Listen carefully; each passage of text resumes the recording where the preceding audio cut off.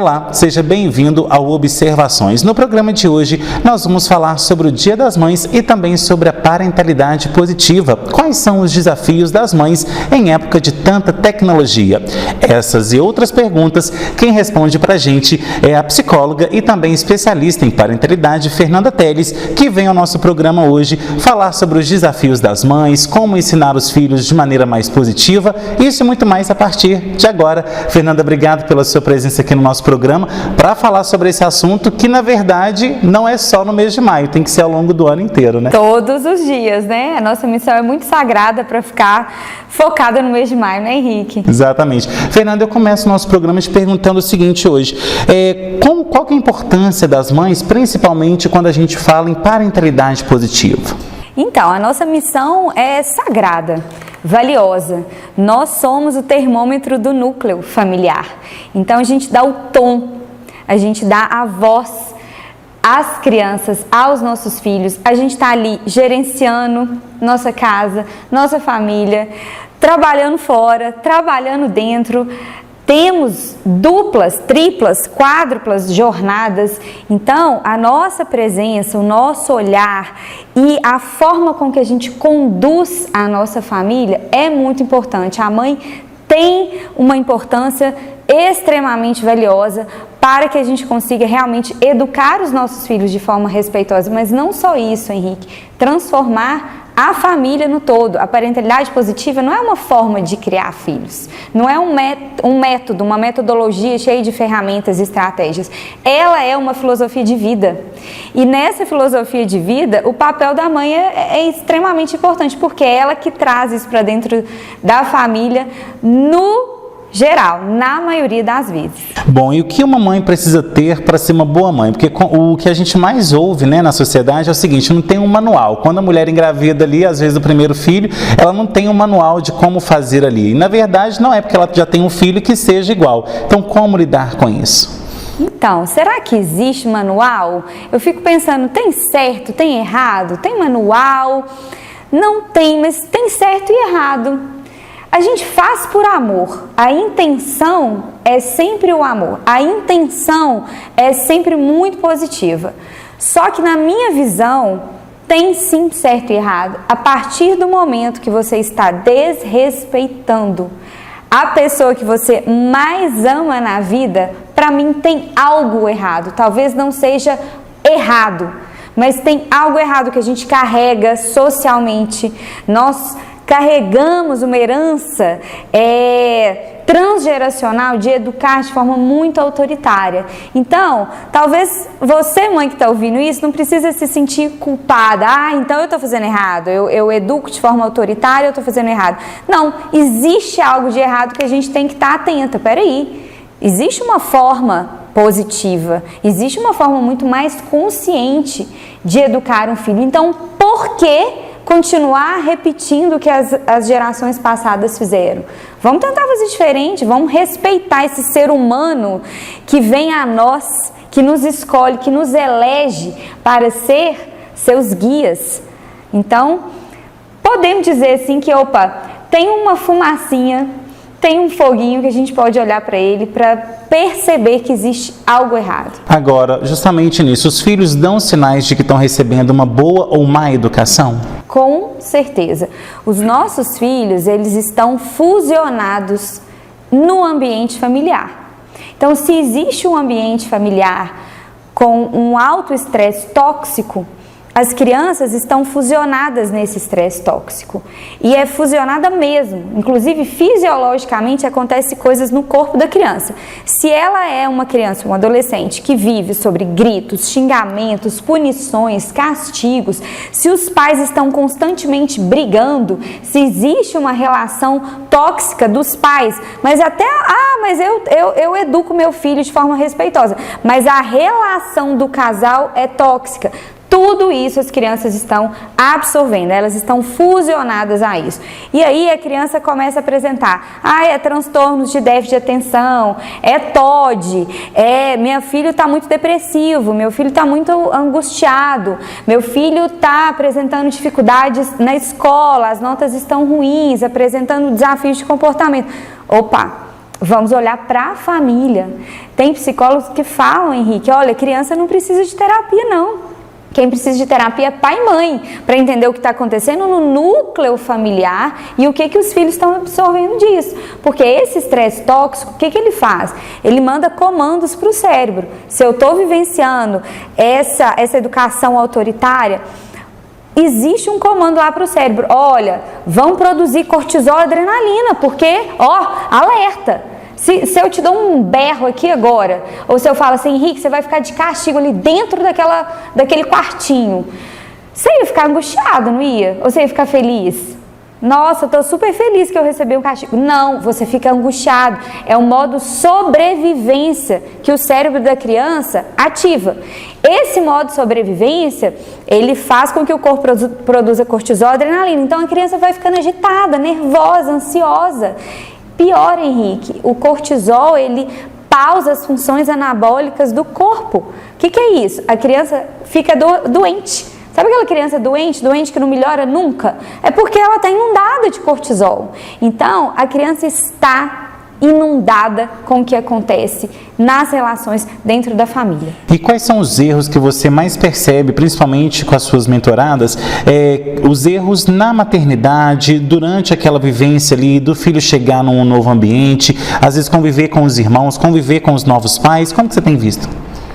Principal erro, vamos colocar erro entre aspas, porque até a mãe perceber que isso é um erro, ela fazia algo instintivo, ela fazia algo natural, ela achava que essa era a maneira certa de se fazer, afinal ela foi criada assim, os avós criaram os pais delas assim, então é um erro, pode ser a partir do momento que você toma consciência e continua agindo dessa forma. Então, para você que nunca tinha ouvido falar de educação consciente, talvez você achava que essa era a forma correta de se fazer.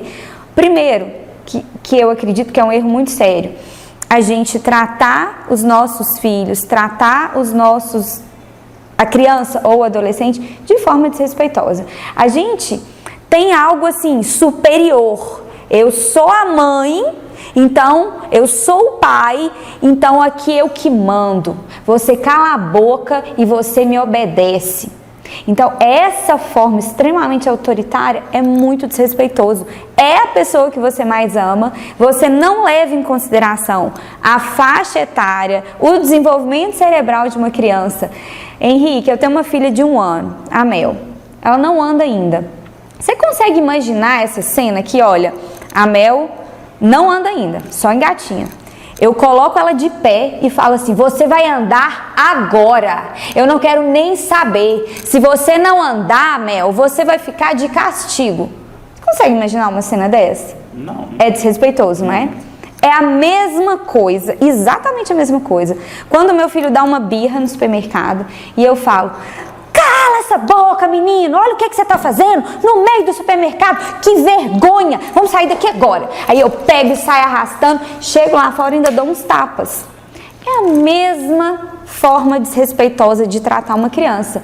Por quê? O que é a birra?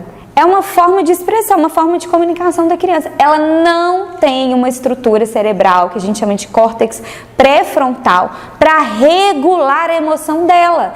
É a mesma coisa da Mel que não sabe andar. Então, se eu mando ela calar a boca, engole esse choro, chega de mimimi e bato, eu tô castigando meu filho por algo que ele ainda não sabe fazer. Então é extremamente desrespeitoso tratar uma criança assim. O que a gente precisa fazer então? Conhecer de infância, conhecer os limites do desenvolvimento do meu filho.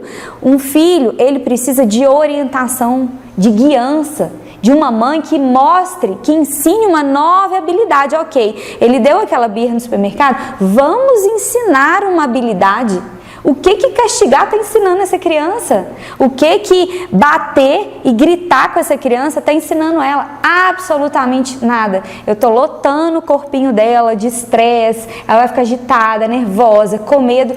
E aí vem um segundo maior erro também, que é a gente ensina os nossos filhos o que a gente não quer que eles aprendem. Porque se eu estou gritando, se eu estou batendo, Isso que meu filho está aprendendo, que ele também pode gritar, que ele também pode bater, porque se a minha mãe, que é a pessoa que eu mais amo na vida, está gritando, está batendo comigo, eu vou fazer isso com o meu coleguinha, eu vou fazer isso com a minha professora, eu vou fazer isso com a minha avó. Então a gente ensina algo que a gente não quer que eles aprendam, e isso é surreal, não é? Eu mostrar para o meu filho um modelo de algo que eu não quero que ele aprenda. Mas isso vem também ao longo dos tempos, né, Fernanda? Porque o que a gente mais vê são pessoas que, por exemplo, hoje, né, os pais que entendem isso, dialogam, o que mais recebem são conselhos. Ah, esse menino tá faltando uma chinelada nele, tá faltando colocar de castigo, tá faltando disciplina. Muita gente confunde a disciplina com a questão da violência e da agressão, né? Acham que para controlar uma criança, eu preciso controlar fisicamente, psiquicamente. Essa palavra controle e disciplina, elas são assim, traiçoeiras, né? Agora, muitos pais querem controlar os filhos se descontrolando. Eu vejo uma birra no supermercado, Henrique, eu vejo duas crianças brigando. Eu vejo um pai que vira uma criança. Ele tenta controlar o filho se descontrolando. Não faz sentido. Então, essa forma de palpites que a gente recebe, né? Tá faltando umas chineladas. Ah, se eu fosse a mãe desse menino, principalmente dos avós, né? Se eu fosse a mãe desse menino, eu já tinha levado umas palmadas há muito tempo. O que acontece? Essa herança transgeracional. Nós somos a primeira geração de pais e mães que estamos conversando de forma científica sobre criação de filhos. Então, hoje é comprovado, gente, cientificamente, milhões de estudos hoje mostram que gritar, xingar, castigar, punir gera consequências extremamente negativas no cérebro da criança. Faz com que a criança se torne mais desobediente, mais reativa, mais ansiosa, mais depressiva. Nós somos a geração de pais que mais toma ansiolítico. Por que será? Por que nós somos uma geração que estamos na terapia, que estamos com crise de ansiedade, com crise de pânico? Por quê? Porque o que acontece na infância não fica na infância. Se reverbera para o resto da vida. Então, vamos nos antenar. Se hoje a gente tem estudos, a gente tem mentorias, igual eu dou mentorias para as mães, para pais, para famílias, tem inúmeros cursos. Se hoje tem esse recurso, por que não? Por que não estudar para a nossa missão mais sagrada e importante da vida? Por que ficar repetindo um passado que não tinha nada que mostrasse, não tinha um livro, a minha avó não tinha um livro sobre criação de filhos. O meu pai, que é um educador, que sempre trabalhou com educação, não tinha disponível conteúdo sobre como educar um filho de forma respeitosa, mas agora a gente tem, então não tem mais desculpa para continuar fazendo isso. Tá certo, Fernanda, agora a gente vai para o nosso primeiro intervalo, daqui a pouco a gente está de volta com mais observações, não sai daí, até já. A Praminas Seurb é especialista em regularização de chacreamentos clandestinos e loteamentos irregulares na região centro-oeste de Minas e aguarda você de Itaúna e região para legalizar de maneira rápida e objetiva os seus imóveis.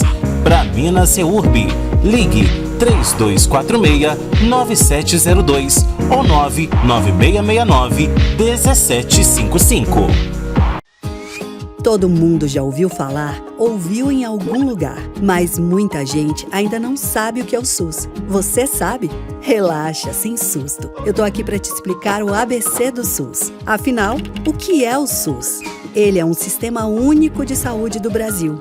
Um dos poucos no planeta inteiro, sabia? E detalhe, ele é o maior de todos eles. O SUS é o único sistema de saúde pública do mundo, 100% gratuito, que atende mais de 200 milhões de pessoas. Que responsabilidade, né? Isso só é possível graças à Constituição de 1988. Nela está decretado que a saúde é um direito de todos e um dever do Estado. E para dar conta de que isso aconteça, a gestão é compartilhada entre o governo federal, os estados brasileiros e os municípios. Só assim, para garantir um SUS forte e saudável que abrace esse país inteiro.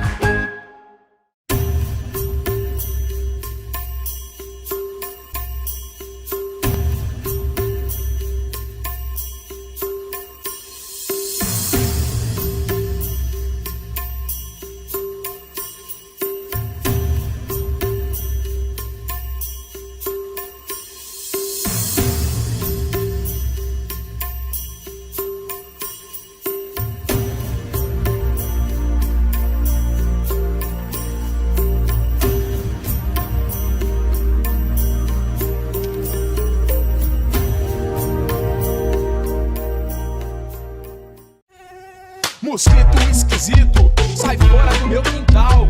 Chega de dengue aqui, toma logo esse tchau. Tchau, tchau, dengue, tchau, tchau, tchau, zika, tchau, tchau, tchau, aedes, tchau. Pneu, garrafa e calha, sem água parada aqui.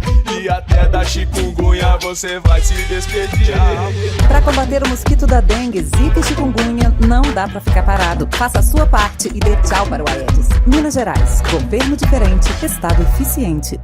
Em que ano você nasceu? Se foi na década de 70, talvez você conheça alguém que teve paralisia infantil, sarampo, rubéola, mas se você nasceu nos anos 2000, pode ser que venha conhecer também. Tem doenças que nem existiam mais voltando, porque a gente não está vacinando as nossas crianças. E elas podem até matar. Basta de disse-me-disse. Leve seu filho para vacinar. Vacina protege. Essa é a verdade. Minas Gerais, governo diferente, estado eficiente. De volta com observações que hoje fala sobre o Dia das Mães e também sobre a parentalidade positiva. Bom, Fernanda, no primeiro bloco a gente falou sobre os aspectos gerais da maternidade, dos erros que as mães cometem, e a gente tem visto hoje também, principalmente nessa atualidade onde tem muita tecnologia, muitas mães às vezes deixando de conviver com os filhos. Como que isso impacta na vida deles? É um impacto que a gente ainda não tem dimensões. A gente só sabe que é extremamente negativo. Todo ser humano, toda criança, todo adolescente, todo adulto, nós temos uma necessidade inata, desde o momento que a gente nasce, de se sentir amado, aceito, importante, visto, ouvido. Nenhum ser humano nasce para viver só, isolado. Você conseguiria viver um ser isolado no mundo, sozinho, trancado dentro da sua casa? As crianças têm isso ainda mais latente. Por quê? Elas precisam de seus pais para sobreviver. Se ela não tem o amor dos pais, elas não sobrevivem. Não é só elas precisam receber comida, leite, um banho. Elas precisam de amor para sobreviver, tá? Então, esse olhar é edificante. A presença dos pais, a presença dos pais interfere diretamente na construção da personalidade das crianças. E é assim, Henrique, é como se fosse um pote de afeto, de amor, de conexão, de presença. A gente tem que estar enchendo esse copo de afeto o tempo todo. A criança precisa. Ela nasce para receber amor. Ela não nasce para dar amor. Então a criança tem que receber amor. Na adolescência, essa criança recebeu tanto amor, ela vai começar a experimentar formas de trocar esse amor. Então eu te dou amor, você me dá amor. Começa as relações com o namoro, as relações de amizade na escola. E aí eu começo a experimentar outras formas de amor, eu começo a trocar esse amor que eu tanto recebi. Na fase adulta, se o pote tá cheio, aí ela vai dar amor. E hoje o que a gente está vendo? O que a gente está vendo? Pessoas que estão doentes, mentalmente doentes. Pessoas egoístas que não conseguem amar genuinamente o outro. A sociedade, ela está adoecida. Olha o caos que a gente está vendo, massacres, olha a internet. O que a gente está vendo? Ontem eu vi uma reportagem, 16 mil pessoas numa sala assistindo violência recreativa, fazendo crianças vítimas e fazendo com que essas crianças matem seus gatinhos de estimação ao vivo. Ameaçam, se você não fizer isso, nós vamos matar seu pai e sua mãe. Então, as pessoas estão doentes. Tinha uma criança nesse programa online que ela pegou o gato e ela matou o gato e cortou ele, e os doentios do outro lado da tela, mandando ela dar descarga nos pedaços, ameaçando as crianças. O mundo está doentio. Por quê? Porque na infância aconteceu alguma coisa. Não recebeu essa presença genuína dos pais. Ai, Fernanda, mas eu trabalho muito. Ok, que você trabalha muito. É preciso equilibrar esses pratos. Você está deixando a sua missão mais sagrada de lado, que é o quê? Construir um ser humano melhor, para o mundo. Então, o tempo passa e não volta mais, né? Não volta. A infância dos nossos filhos não tem replay. Então, tenho visto vários transtornos.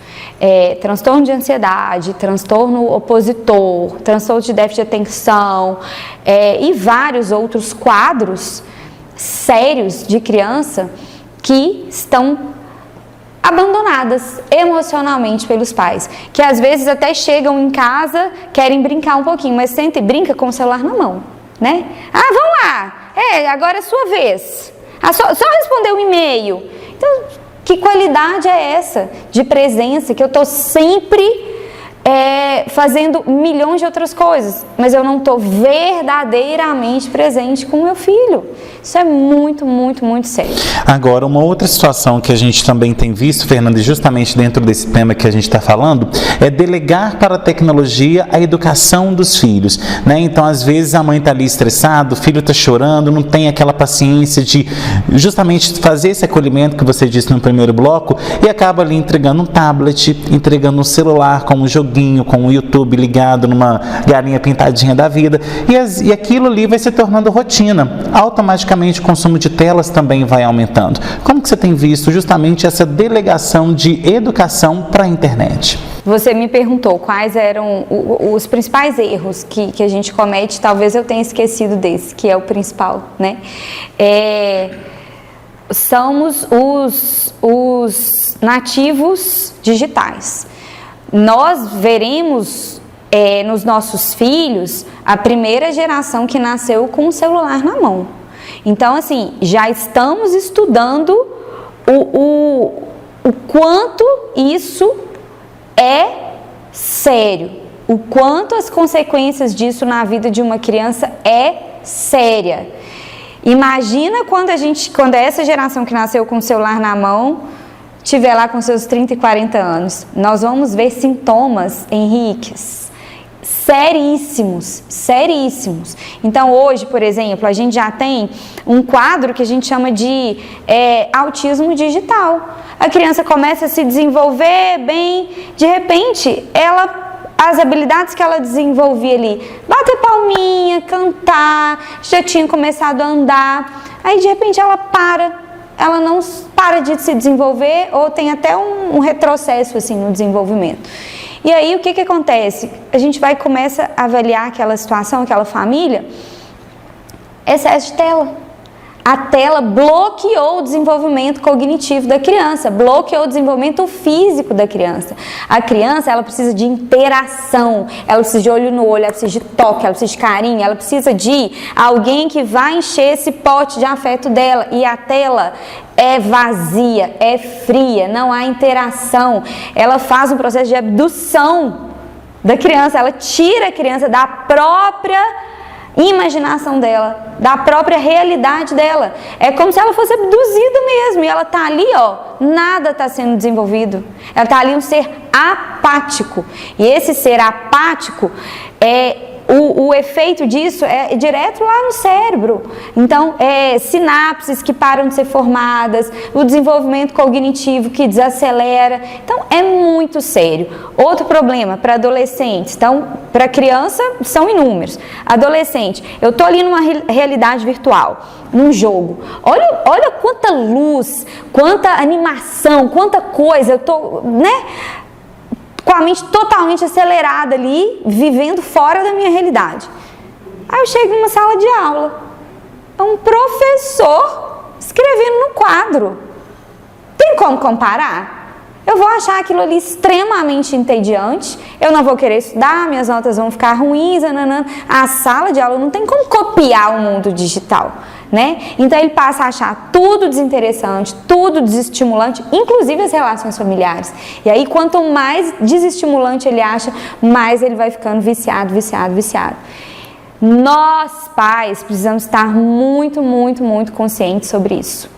Fora todo o abuso sexual digital.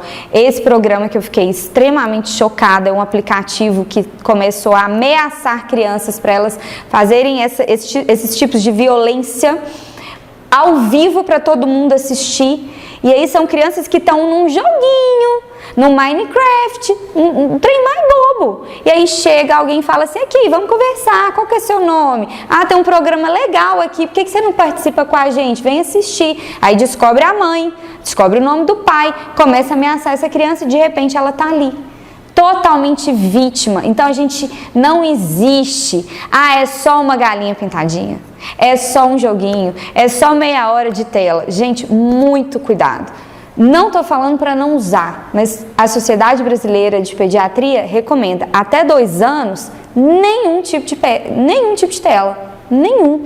E aí vai aumentando progressivamente. E mesmo esse aumento progressivo precisa da orientação, do limite, do controle e da nossa participação, porque a situação está ficando cada vez mais grave, Henrique. Agora, Fernanda, a gente vai entrar numa outra seara também da questão familiar, que hoje no Brasil nós temos muitas mães solos, né? Então, quem está nos assistindo, às vezes pode estar nessa situação e fala assim, tá, mas eu não tenho alguém para me ajudar dentro de casa, como que eu faço nesse aspecto para poder dar mais carinho para o meu filho, dar mais essa atenção, mas ao mesmo tempo eu tenho que trabalhar, eu tenho que manter a casa. Como desenvolver isso?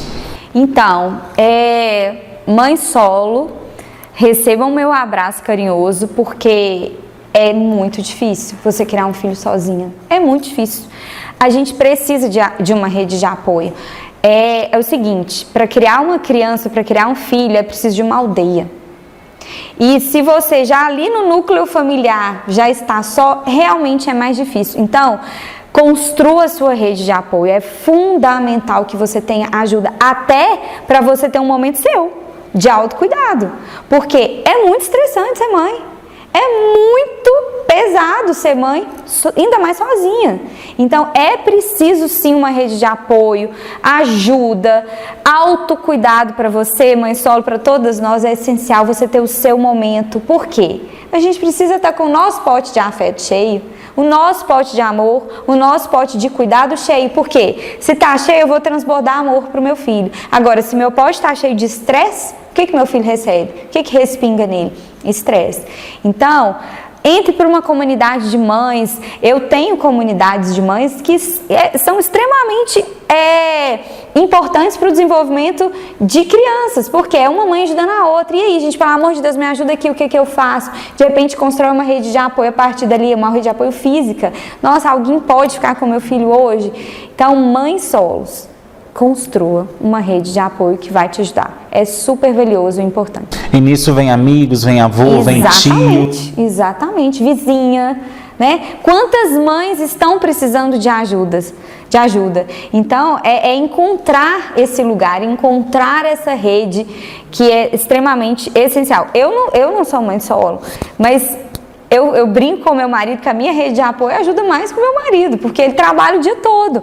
Então eu tenho amigas que é assim, gente, pelo amor de Deus, quem busca na escola hoje pra mim, atrasei, gente, eu tô muito cansada. Meus filhos podem dormir na casa de vocês hoje?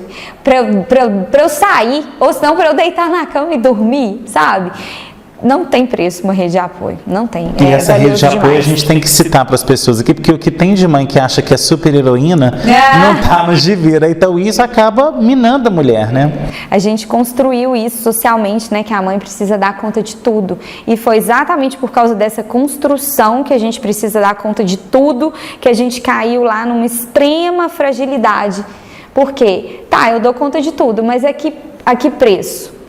A que preço eu dou conta de tudo? Estando estressado o dia inteiro? Doente, adoecida, cansada, cabelo caindo, não faço uma atividade física. Então, a gente pode pagar um preço muito alto por querer dar conta de tudo. Tá certo, Fernanda. Agora a gente vai para mais um intervalo. Na volta tem mais observações. Até já. A Praminas Reurb é especialista em regularização de chacreamentos clandestinos e loteamentos irregulares na região centro-oeste de Minas e aguarda você de Itaúna e região para legalizar de maneira rápida e objetiva os seus imóveis. Praminas Reurb, ligue 3246-9702 ou 99669-1755.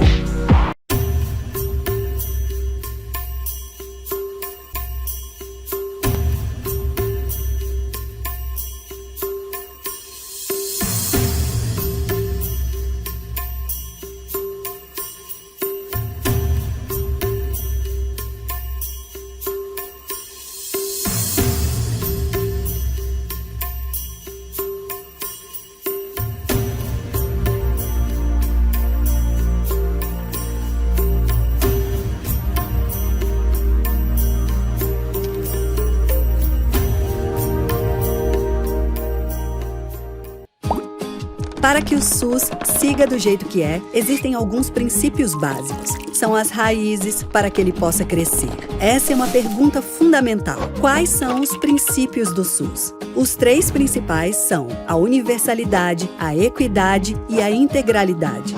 Um SUS universal significa saúde para todos. Não importa a origem, a raça, a orientação sexual, a idade. Até mesmo estrangeiros no Brasil têm direito à saúde pública gratuita. E a equidade? Ela é o que garante que todos estejam em pé de igualdade. Necessidades urgentes precisam ter atenção especial. E, por fim, a integralidade. Enxergar a saúde como um todo. Prevenção e cuidado em todas as esferas. Além desses princípios básicos, existem ainda os que regem a organização. Bases firmes para que o SUS cresça na direção certa e possa cuidar de todos. Quem doa órgãos faz a vida continuar. Mas quais são os 2 tipos de doador? O primeiro é o doador vivo, uma pessoa maior de idade, juridicamente capaz e saudável que concorde com a doação, desde que isso não prejudique a sua saúde, é claro. Pela lei, apenas parentes até o 4º grau e cônjuges podem ser doadores. Já a doação em vida sem parentesco só acontece com autorização judicial. Doadores vivos podem doar um dos rins, parte do fígado, da medula ou dos pulmões, desde que haja compatibilidade sanguínea e que seja feita uma avaliação clínica do doador. O segundo tipo é o doador falecido, ou seja, qualquer pessoa com diagnóstico de morte encefálica ou parada cardiorrespiratória, desde que a família autorize a doação. Nesses casos, um único doador pode doar rins, coração, pulmão, pâncreas, fígado e intestino, córneas, válvulas, músculos e mais, salvando muitas pessoas. Doe órgãos. Converse com a sua família.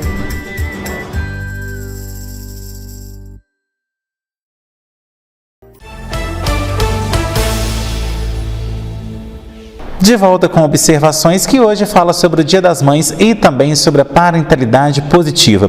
Bom, Fernanda, agora no terceiro bloco a gente vai falar sobre o amor de mãe, né? A gente sabe que o amor de mãe ele é incondicional e quando a gente fala essa palavra incondicional, muita gente pode achar que é liberar tudo, né? Deixar fazer tudo. E não é bem assim que funciona, né? Hoje a gente vê 2 extremos, né? Ou é autoritário demais ou é permissivo demais. Muitas mães foram criadas de forma extremamente autoritárias e elas pensam assim, nossa, eu não quero isso, foi muito sofrido para mim. Mas elas caem lá na permissividade. Elas liberam tudo e pode tudo e deixa na frente das telas, o filho dá um chorinho, então toma um chocolate. E existe o caminho do meio. Existe o caminho do meio, que é ser firme e gentil ao mesmo tempo, é construir limites saudáveis dentro de casa. Então, dentro da parentalidade positiva, da parentalidade consciente, é esse o caminho que eu construo com as mães. Que você não precisa nem estar lá gritando, xingando, punindo, castigando e nem sendo permissiva. É construir limites com gentileza, com amor, com firmeza.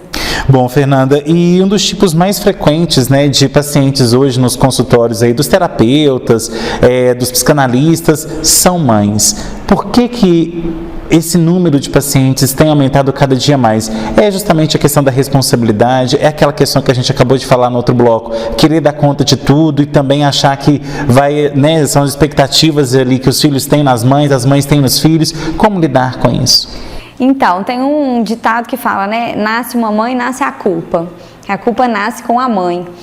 Que o pai não sabe o que é isso não. Culpa? O que é isso mesmo? Então, a sobrecarga materna é algo que precisa ser olhado, conversado, trazido para essa temática, igual a gente está falando isso. A gente quer assumir um papel de Mulher Maravilha, a gente quer trabalhar, dar conta da casa, do marido, tá magra, tá sarada, tá bronzeada, tá cuidando de filho, leva pra escola, leva pro futebol. Gente, não tem super heroína que dê conta de tudo. E é assim, Henrique, a gente está no trabalho, a gente está pensando assim, ai meu Deus, eu tenho que comprar um lanche, o almoço, o uniforme. E às vezes eu tô assim, no trabalho, mas a minha cabeça está na minha casa. Se eu tô na minha casa, minha cabeça está lá no trabalho. Gente, a sobrecarga materna é algo que provoca uma exaustão mental e física muito grande. Então, o que acontece? As mães se enchem de culpa, porque não estão sendo boas mães, não estão dando conta de ser, não estão conseguindo ser produtivas no trabalho, e aí vem essa culpa, e eu acho que é essa culpa que move a mãe, muitas vezes, para um processo terapêutico. Agora, vamos lembrar também que um processo terapêutico é muito importante, para dar esse clique, para dar essa consciência, para falar, opa, peraí, vamos desacelerar.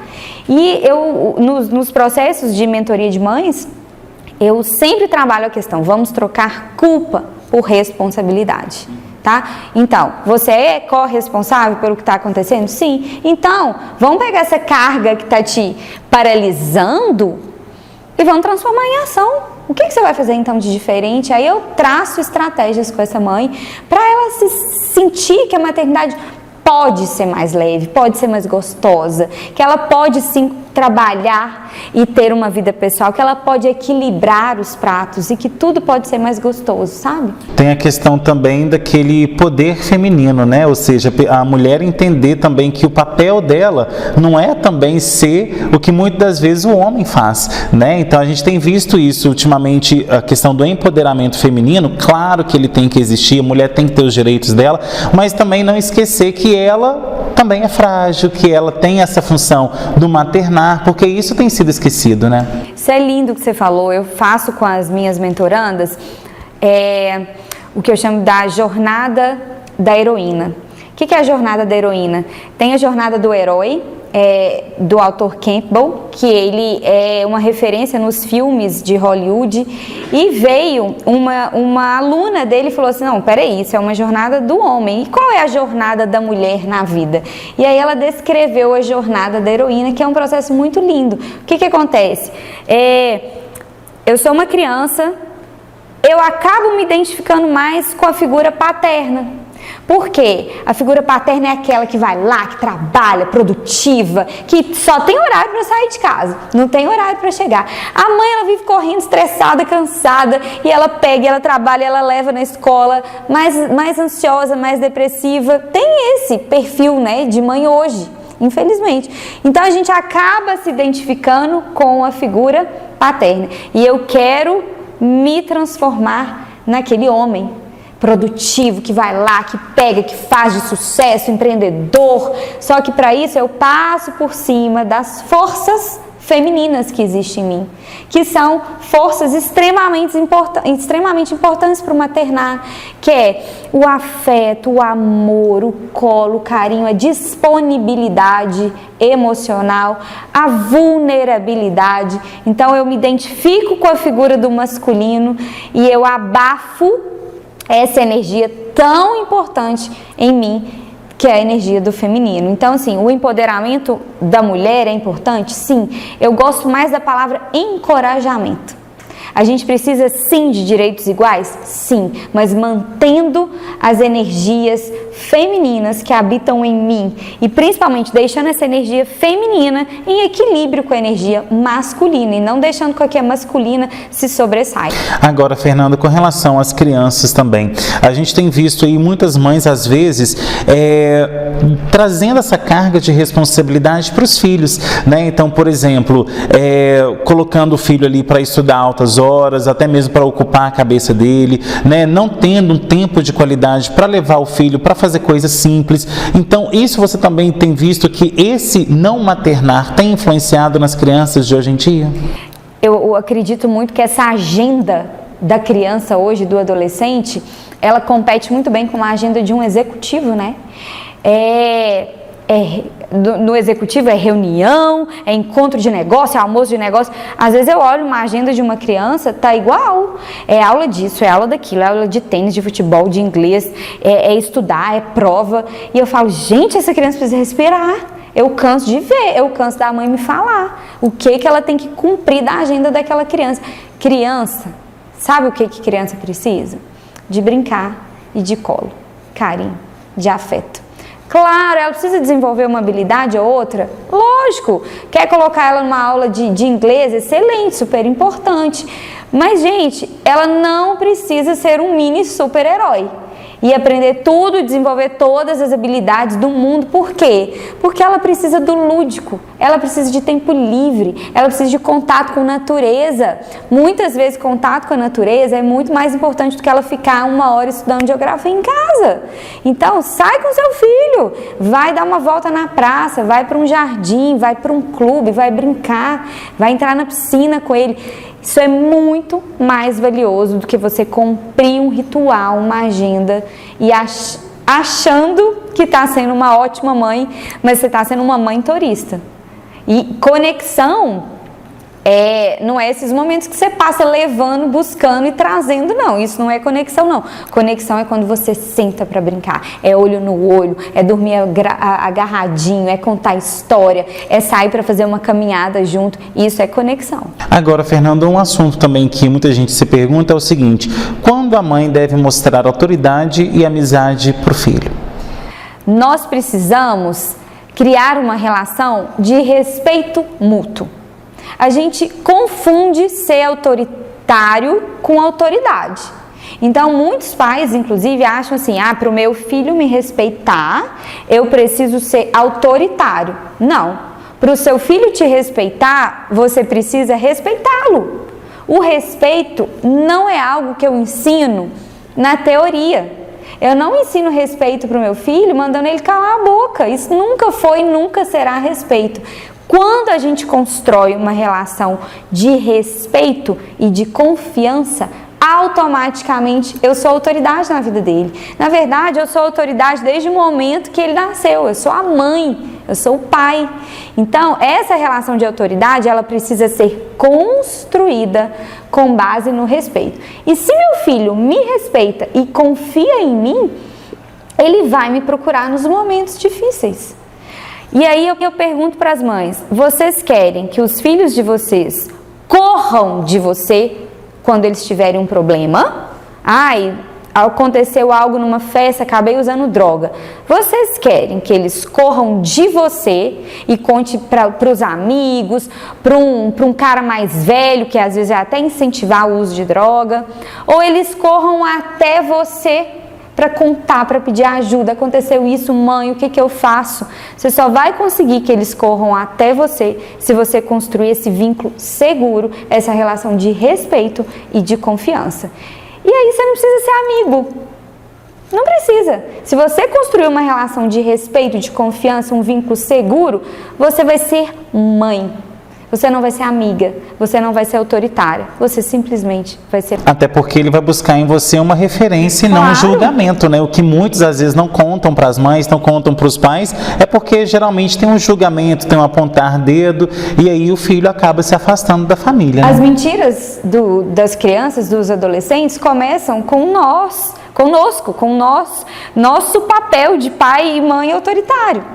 Porque se a criança e o adolescente está mentindo, muitas vezes é porque ele tem medo de contar. Por que ele tem medo de contar? Porque ele vai ser julgado, punido, castigado. Então a criança e o adolescente começam a mentir muito. Pode saber que tem algo ali no núcleo familiar que precisa mudar urgentemente.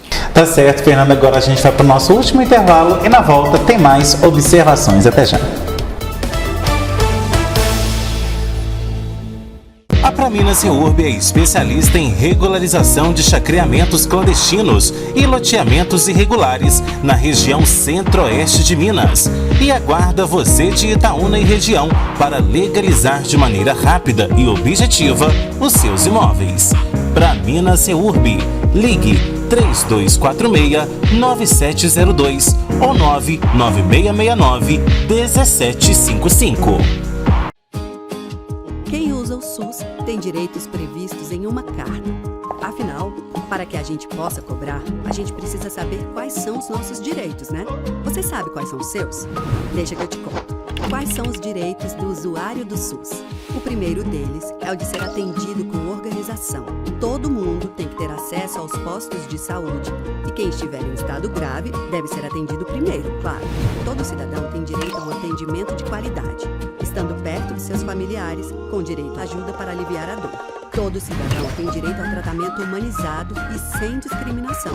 Todo cidadão tem direito a ver seu prontuário. O paciente é livre para permitir ou não qualquer procedimento. Mas nunca minta sobre seu estado de saúde e sempre trate com respeito os profissionais. Só assim, garantindo que todos estejam empenhados em cumprir sua parte, que a saúde pública consegue atender a todos.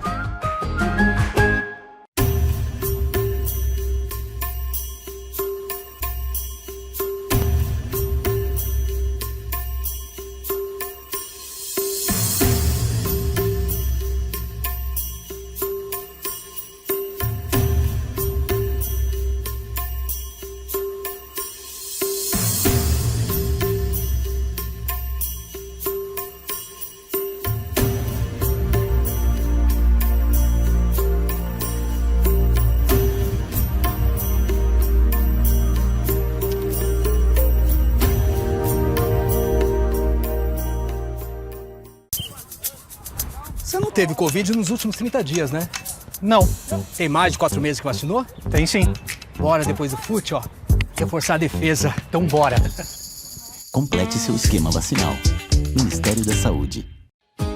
Já deu para entender que o SUS é fundamental para o nosso país, mas ainda tem um detalhe. Ele pode caber na palma da sua mão. Sabe como? Com o Conect SUS. Chegou a hora de você saber tudo sobre essa nova modernidade. O que é o Conect SUS? Ele é uma ferramenta que disponibiliza o conjunto integrado de informações em saúde. Tanto pelo aplicativo como pelo computador, você pode visualizar seu histórico clínico, o Certificado Nacional de Vacinação Covid-19 em 3 idiomas, português, inglês e espanhol, a Carteira Nacional de Vacinação Digital, resultados de exames laboratoriais, medicamentos receitados, além de um programa de alimentação saudável e atividade física. E os planos são para que a plataforma fique cada vez mais completa. Ela é a porta de entrada digital para a saúde pública. Então, não perde tempo. Baixe o aplicativo e acesse o seu Conect SUS.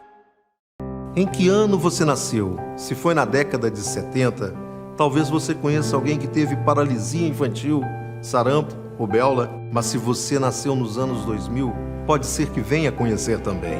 Tem doenças que nem existiam mais voltando, porque a gente não está vacinando as nossas crianças. E elas podem até matar. Basta de disse-me-disse. Leve seu filho para vacinar. Vacina protege. Essa é a verdade. Minas Gerais. Governo diferente. Estado eficiente.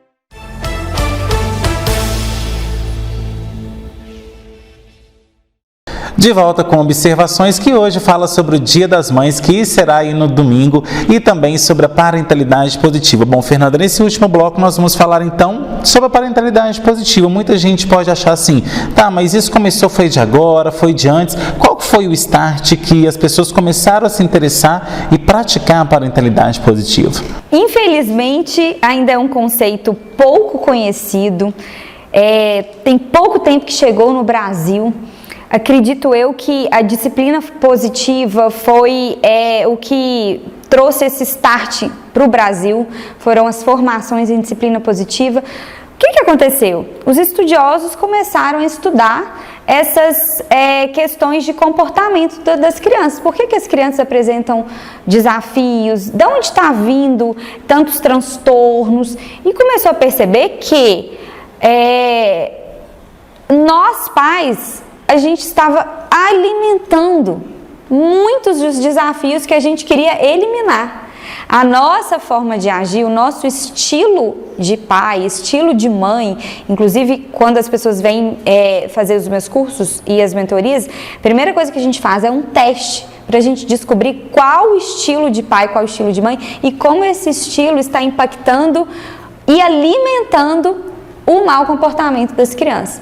Então, os estudiosos perceberam que, peraí, esses desafios que os pais querem acabar com eles estão só alimentando, eles estão só piorando, tem alguma coisa errada.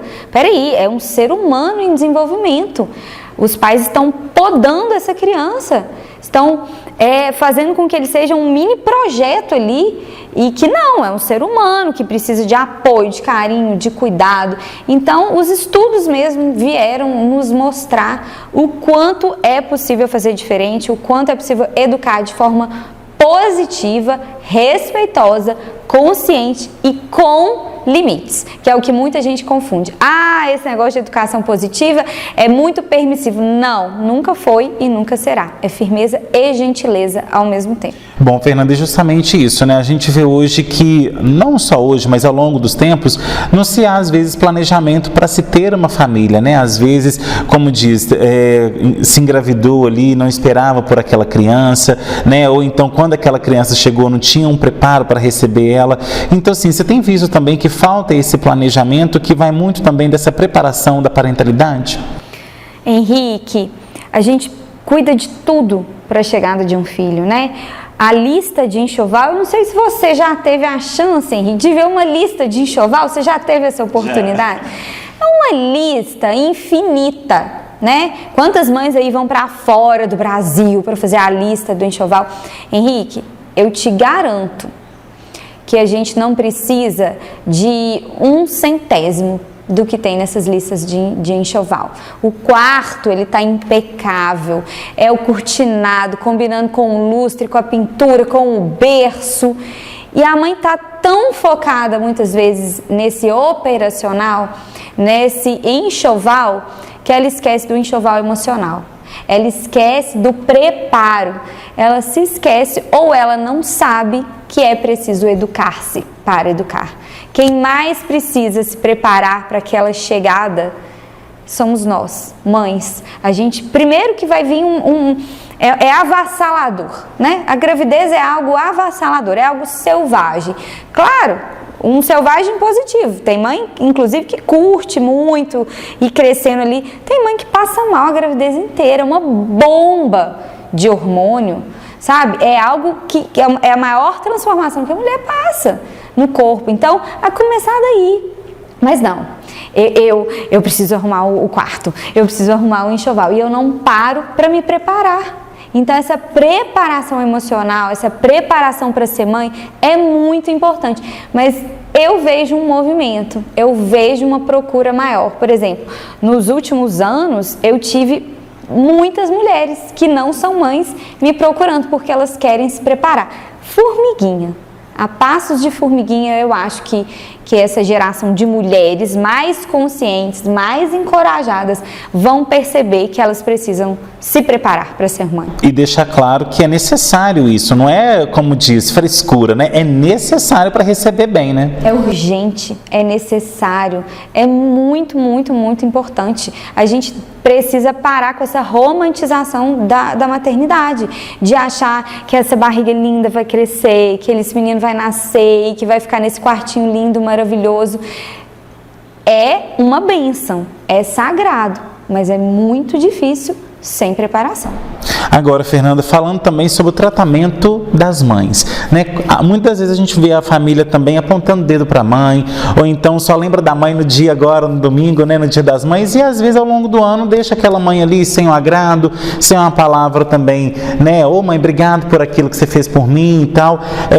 Como que tem que ser esse lidar da família com as mães também, da própria família, seja avó, seja mãe, seja aquela irmã que engravidou, como que é?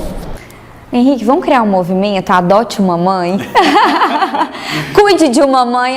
Gente, nós precisamos de cuidado demais. Inclusive, um dos papéis do pai na parentalidade positiva, na parentalidade consciente, é claro, é educar, é ajudar ali nos cuidados com a criança, mas é principalmente dar apoio para essa mãe. Porque a criança está fusionada ali com a mãe e a amamentação é toda da mãe, né? Ela está muito conectada fisicamente com a mãe. Então, essa mãe precisa de ajuda. E o que acontece? Eu falo muito isso com o meu público, né, no Instagram. Gente, não visite um bebê, visite uma mãe. Essa mãe precisa de carinho. Às vezes você chega com um presente lindo, maravilhoso para o bebê, que ele nunca nem vai saber que foi você que deu. Leva um presente para essa mãe. Ela está ali no estágio máximo de vulnerabilidade dela. E principalmente, quando você for visitar uma mãe, não seja uma visita. Deixa eu ficar com ele para você ir tomar um banho demorado? Quer que eu vou dar uma volta lá fora para você assistir uma série? Quer que eu arrumo sua casa? Quer que eu limpo esses pratos? Quer que eu lavo? Então, as visitas precisam também ter essa percepção. Agora, de família, então, não precisa nem comentar. Dê suporte para as mães, seja ela uma mãe recém-parida, seja ela uma mãe com um filho de 3, 4, 5 anos, porque todas as idades têm os seus desafios. E essa mãe, ela precisa de autocuidado. Às vezes ela não está conseguindo promover o autocuidado. Então, ajude essa mãe. Faça algo por ela. Vai visitá-la, fica com os meninos, deixa ela sair com o marido, deixa ela ir tomar uma cervejinha que seja. Vamos cuidar de uma mãe, porque uma mãe bem cuidada muda o mundo. E com certeza o tratamento com os filhos, né? Totalmente, uma mãe que tá com seu potinho de afeto cheio, transbordando, as crianças só vão receber o quê? Afeto. Então, fica a dica aí pra gente finalizar, né? Vamos cuidar das mães, seja entre amigas, familiares, sogras, mães, avós, pais, avós, vizinhos. Façam agrados para essa mãe, principalmente para ajudá-la com essa carga mental. Inclusive no emprego, no trabalho, eu tenho feito muito projeto de maternidade corporativa, que são palestras para mães e para empresários, para eles entenderem que uma mãe que recebe apoio da empresa para conseguir aplicar a parentalidade positiva e consciente é uma mãe mais produtiva, porque é uma mãe que vai estar de verdade mais presente. Então, há estudos, Henrique, mostrando que empresas que apoiam as mães a serem uma mãe mais consciente estão não somente mudando o mundo, mudando aquele núcleo familiar, mas fazendo com que aquela mãe seja mais produtiva. Olha que bacana! Bom, Fernanda, nosso tempo está acabando. Quais são as suas considerações finais e a mensagem especial aí para o Dia das Mães? Eu acho que eu vou ficar nessa mensagem de cuide de uma mãe, dê carinho, dê amor, dê afeto, dê companhia, dê seu tempo. Fique com os filhos para ela sair com o marido, para ela ter um jantar, para ela tirar um dia para passear no shopping, para ela fazer uma massagem. Nós precisamos de cuidado tanto quanto as crianças, porque as crianças só serão bem cuidadas o dia que uma mãe for cuidada e valorizada na nossa sociedade. Tá certo, Fernanda, obrigado pela sua presença e volte mais vezes. Com certeza. Quem quiser saber um pouquinho mais das mentorias, dos cursos, dos acompanhamentos dessa rede tão gostosa que a gente forma de mães conscientes, pode me procurar no Instagram, @FernandaTeles. Tem meu site www.fernandateles.com.br e manda uma mensagem, manda um direct que eu vou ter o maior prazer em conversar com você. Tá certo, Fernanda. Obrigado mais uma vez. Feliz Dia das Mães para você e feliz Dia das Mães para vocês aí que estão nos assistindo, todas as mães, avós, enfim. E obrigado a vocês, a todos, nosso público aí que acompanhou Observações. Tem sugestão de pauta? Mande nesse e-mail que aparece aí no seu vídeo, programa obs@gmail.com. Você empresário ou empresária que ainda não tem a sua marca aqui no nosso programa, não perde tempo, faça já um contato comercial nesse número que aparece aí no seu vídeo. Você que perdeu ou quer rever algum programa que já passou aqui na tela da TV, é muito fácil, vai lá no nosso canal do YouTube, se inscreva nele, ative o sininho e você será sempre avisado das novidades que surgirem por lá. Você que está aí com seu Instagram ou com seu Facebook, nos siga também nas redes sociais, @henriquesilva.jornalista e @programa Observações. Semana que vem a gente está de volta com mais observações, trazendo análises diferentes sobre novos pontos de vista. Tchau!